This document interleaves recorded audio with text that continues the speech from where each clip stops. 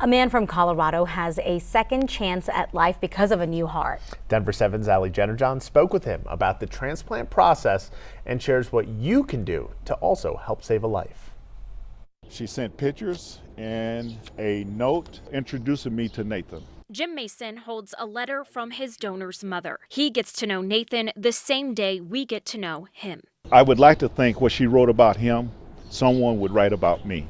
An interrupted electrical current in Mason's heart, taking him from a hospital visit to a hospital bed within 3 weeks. 6 months into recovery now, he gives kudos to doctors like Jordan Hoffman, who take part in around 3 transplants a week here at UCHealth. None of it's scheduled, so sometimes I'm operating overnight, sometimes I'm operating during the day.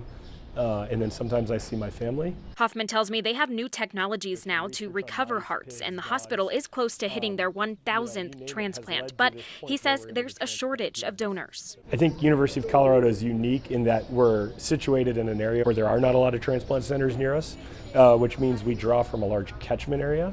So we tend to get people onto the transplant list and listed and transplanted quickly. Hoffman says they can do transplants on anyone from birth to around 80 years old, with the ideal donor being between 40 and 50 years old.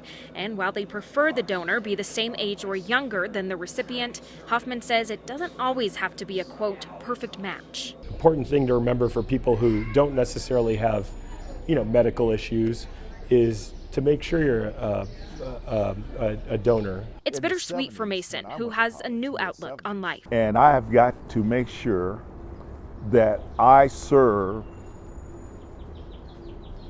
a purpose that's greater than myself. He knows that to be here today, that means someone else is not. And if Mason could speak to his donor, I would say we have a shared heart and we have a shared responsibility. In Denver. Rest, my brother, I got it.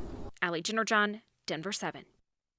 So Jim is one of the kindest souls I've ever met, and he shared the sweetest sentiment with me. He said, I think it was his grandfather when he was 11 years old, and he remembers this. He said his grandpa said, you need to be someone that someone crosses the street to meet, not crosses the street to avoid. And he said, so he's reminded to live his life that way now with a second chance with a new heart. Oh my gosh, that is so simple, but also what a way to live your life. We'll never forget it either. Yeah. So he was very sweet. That's fantastic. Oh, thanks so much for sharing his story.